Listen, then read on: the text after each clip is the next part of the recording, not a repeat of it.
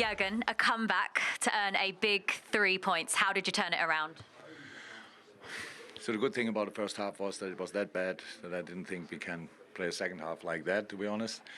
Obviously, we wanted to start completely different, but for whatever reason, it was not possible for the boys. You can see it. Low energy level, Maka, some others as well. You could just see they struggled, and we couldn't change 5 times in half time. So we thought we changed the system and one player and give us a bit more speed up front, natural speed, and and we had to control the game better. We changed pretty much everything in half time, and that worked out pretty well. It's the first half was really bad, and the second half was really good. So, do I want to see that every week? No, but for today I take it. And yeah, massive 3 points. I thought we were bad first half, but Wolves was really good as well. So that's the truth as well. They did exceptionally well. They played. They caused us so many problems, in especially 1-1 situations with Neto, which we shouldn't have let happen. But we were not able to close the gaps and stuff like this. So, yeah, in the end, massive 3 points. Are we seeing the strength in depth in this Liverpool squad? As you say, those substitutions massively changed everything in the second half.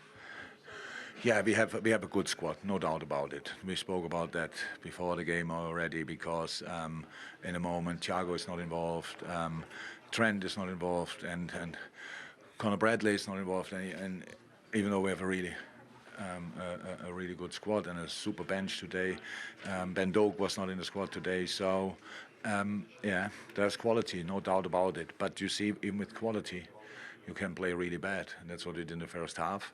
And so we take both. We can work with the first and we can work with the second half, and we'll do. So now we have a day or two rest, and then we prepare the European League. So it's good day. Robertson, on his 200th Premier League appearance, scored to put you in front in the match. How important has he been for this club over the years? Well, he didn't score that many goals. If we would measure it with his, because of his goal-scoring record, it wouldn't be great. But no, he's an exceptional player for us. Super consistent over the years. Top bloke, really a really good guy, and yeah, world-class left defender. So not every day, but very often. And yeah, the goal was exceptional. It fit to the second half, where we were much more flexible, and that in the first half it would have never happened that Robbo shows up in the opposition box. So it was a surprise for everybody, and so that's why he could score fantastic, and congratulations. I think Curtis made his 100th game today. It's a pretty special thing as well. He played really well in the second half, and so no, all good. All good. It wasn't so good in the first half, but he'll be very happy with the way he turned it around. Jurgen Klopp saying there he knew that they couldn't have a second half like that first half. They've had to respond as well to adversity coming into this. A couple of changes as well, with Trent being out. You've got Virgil van Dijk still suspended today. So you gave a first senior start to Jarell Quansah, Joe. How do you think he did? I thought he was really good, and good, very difficult in circumstances to come into your game. Your team's not playing well. The Wolves were getting at him, particularly down that side where Gomez was having a bit of trouble with Neto. You know, but he looked assured, and the biggest credit I'll pay to him is he looked like he's played for decades in the Liverpool's first team. So really, you know, congratulations to him and his family. It's a massive achievement. It's his first Premier League game, and he's done himself proud today. And with their Europa League campaign starting on Thursday as well, all the games live on TNT Sports, will he play a big part this season, do you think, after what you've seen? I think what he's proved today that you know, he's capable, and you know, it was interesting seeing Virgil van Dijk. Obviously, the big man was here today, and when he came off, Quansah gave him a massive hug and a little talking to, and it's probably talking through some of his game today. But I didn't think he put a foot wrong, and you can see the smile on his face. Whatever Virgil said to him, I mean, listen, he's learning off the best, and you know, he's a great club to come forward. You know, should be proud of his performance today. Absolutely, they didn't, as a team, though, get going at all in that first half. Wolves in front after just 7 minutes, and Liverpool all at sea at the back. Yeah, I mean, I like Jurgen Klopp said, he give them credit. I mean, we're talking about his Neto was on fire here, like that's confidence there. But this for picking someone out. That is an unbelievable cross. He's just fed him at the far post. Look, he was so positive all night. He played, he run. You know, he's gone in, he slipped it in. You know, what I like about him is the composure he shows, and like Crouchy said, like a left footer. Look, he's picked a player out there. He's got lovely vision. There's no surprise that he's top of the assist leagues. Yeah, exactly right. I just, you know, when I'm looking at him, it's quite often you see, you know, a left foot on the right hand side. It's so refreshing to see a left-footed winger getting at people, beating players, and getting unbelievable crosses in. And this was the goal, but they had countless number of chances. And as Jurgen Klopp said, I mean, he caused so many problems in that. Certainly in that first half, but throughout the game. Still a young man, Lindsay, as well. You know, he's had 2 major injuries in his career already. You know, otherwise I don't think he'll due respect to this club, I don't think he'd be here. He looked a real top talent a few years ago, and today and the start of this season he's getting back to them levels, which is great for him. You know, he was just a thorn in Liverpool's side all night, and Crouchy's right, having a left footer on that side, it's something different. A lot of these fullbacks now, they're used to playing against defenders who want to come inside, and fullbacks coming onto them. Yeah. So to have an out-and-out winger where, you know, if you show him the touchline as quick as him, he's going to take it and he's going to test you, and he's brilliant today. He really was. You can see why he's been called up by Portugal again for the first time in 2.5 years. Absolutely too much for Liverpool to handle in that first half. They've still only got 3 points on the board, Wolves, though, Peter. Luton away next. Just how massive is that for them? Yeah, I mean, listen, it's still early days, but that does feel like a big game. You know, I look at Wolves, I just think, like, there's so many good players in there. Certainly in that first half, you know, they were never going to be able to keep up that intensity that they played with, but there was so much quality to admire as well. You just feel like, you know, where are the goals going to come from? Do they have enough quality up front, though? Well, that's my worry. I genuinely, that's my worry. I think, you know, they've got, you know, midfielder, like, you know, at the back as well, they seem quite solid. But who's going to put the ball in the back of the net? I think Jimenez, you know, since then, they haven't had anyone in double figures. And that's going to be their problem. Yeah. Who are top of the table, but they had to turn the game around here. They were 1-0 at half-time. Andy Robertson has come out to talk to us as well. Andy, one of the goal scorers in the second half of that 3-1 win. Andy, to use the cliche, quite literally a game of 2 halves. Can you give us a bit of an insight as to what was said at half-time between you all? I can tell you some of it, probably, but not all of it. Look, we obviously weren't at the races first half. Look, you can come up with excuses with lads travelling the world and things like that, but at the end of the day you have to be ready to play the game, and I think it took us 45 minutes to get into it. You know, Wales were the better team, they created the best chances, put us under pressure. We made too many mistakes, but second half we came out, changed our formation slightly, went to kind of 4-4-2, and I think it worked. You know, started pushing people a lot higher up the pitch, and I think we dominated the second half and probably got what we deserved out of the second half performance. And Cody got the equaliser, and then what a way for you to mark your 200th appearance for Liverpool. Do you want to have another look at your goal? Yeah, Talk us through it. Look, I don't get many. I don't get many goals, so it's always nice to score. Obviously, we knew they were quick on counter-attacks from corners, so we had to be alert.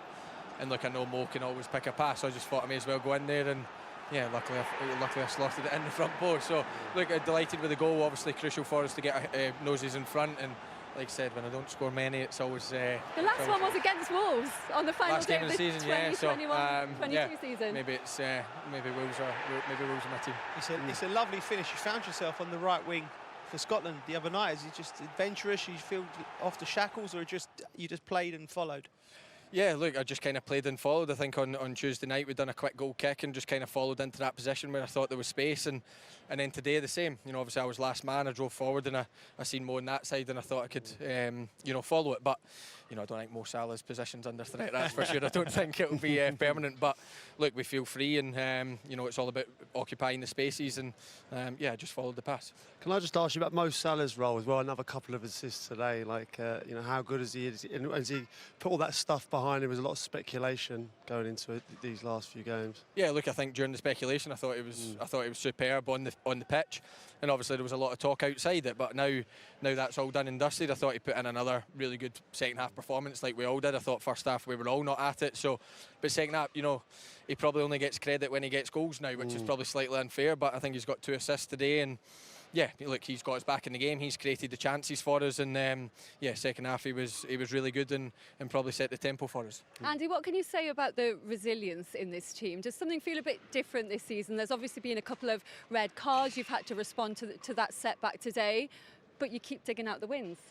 Yeah, look, it's a new start. We've got a lot of new players, kind of a new way of playing and things like that. So I think we just feel free. We've got good, exciting young players that sometimes you could probably see that in the first half where it was time to just put the foot in the ball. They were still maybe trying to force it and things like that. But then second half, they just came out, played with no fear. We made really good substitutions. Darwin caused problems. Harvey caused problems. And, Louis Diaz comes on at half-time. So we've got a strong squad. We've still got players obviously missing with Trent and Thiago and things like that weren't in the squad today. So we can only get stronger. But if we keep everyone fit, we believe that we've got a squad that can compete. And, we need to keep on showing that. Andy, thanks for coming out. We do appreciate that. Well done on the win and the goal. Thank you very much. Mate. Thank you. It's the man of the match trophy today. Ah, perfect. Thank well you played, very much. mate. Enjoy it. Well played. Thank you. See you later on. Thanks very much. Thank you. Cheers. Bye-bye. Well done. See you.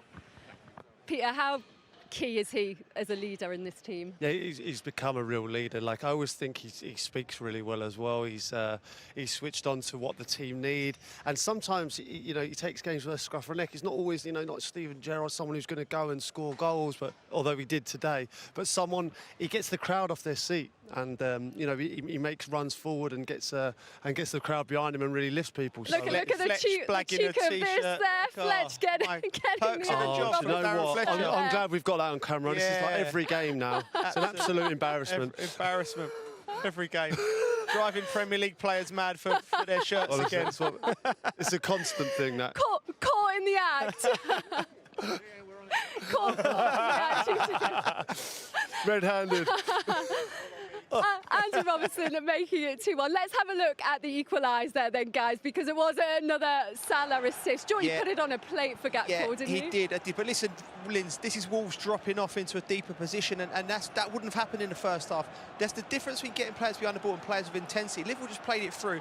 You look at this pass from Jota, though. Salah's going to get all the credit for the assist, and his name will be on that. But when the ball comes to Jota, it's a better from this angle. He touches it inside, rolls it to Salah, then he just feeds it across the box, and it's an easy tap-in. Look, you see it from there, look back. That's an unbelievable bit of skill. Yeah, really quick feet, wasn't it? And then Salah there's no doubt he's going for goal there. But he hits it across goal, which is what you're taught to do, and Gakpo's got an easy finish because his number was up as well. Yeah. And I've been there when your number's up and you're like, please, give me a chance, give me a chance. He got his goal and he got hold off. So you'd be absolutely delighted that you just squeezed that in before you went off. You know when you can see when players are warming up and you might not having the best of games and you think, oh, just give me a chance or something, and he's got an open goal and it was perfect ending for him. The numbers are ridiculous for Salah. It's 201 Premier League goal involvements. That's 11 straight Premier League games he's had a goal involvement. He's got more assists than any African player now in the Premier League, going in front of Mahrez. Just continues to deliver, Joe, and be so important for them. He's an all-time great, if he would have left Liverpool 4 or 5 days ago, he would always be an all-time great for what he's done at this club. But just to get that put to bed, and then I think now we've probably looked at the dressing room and looked at the team and thinks, well, I fancy we can do something with this team and these young players. The boys coming in midfield, I think, have all been excellent. The young players, they're starting to get a balance of what I think, all the ingredients of a top side, which they was 2-3 years ago. So I think having him is fantastic. We're blessed to have him in the Premier League, a player of that quality. Yeah, still got him in the Premier League for now. I'm sure that will rumble on. Jurgen Klopp asked about it yesterday, about the January window already. The third goal, though, for Liverpool, Pete has gone down as an own goal for Hugo Bueno. What do you make of this one? Well, I think it's harsh. I mean, it starts from the goalkeeper. I have to say, Nunes' hold-up play there, he might have caught him in the face a little bit, but I played against Dawson and he's just strong, tough defender when you get up against him, so to roll in there I thought was fantastic. It comes to Mo Salah, and then a great strike from Elliott. I think it's harsh to take it off him. Might have been going slightly wide, but who cares? Give the young lad the goal. And also see that run there, that shows to me that he's developing his game, because he could have stood still, but he just moved because he knows Mo Salah's not going to give it. Mo Salah's going to put it in the right area. It's a possibility that could have been a foul in the build-up, because I think refs have got to ref the game properly. Look, Dawson doesn't go down unless he's been hurt, and that's a bang, that's a forearm. Sometimes they catch him in the eye. He does catch him. Listen, I'm going to side with Nunes there, because I've lost count of times I've done that to people, to be honest. But like Nunes, I thought he was strong. It's 50-50. Probably could have given a foul there, yeah. Oh, absolutely. But that was the third goal in a big second half turnaround for Liverpool.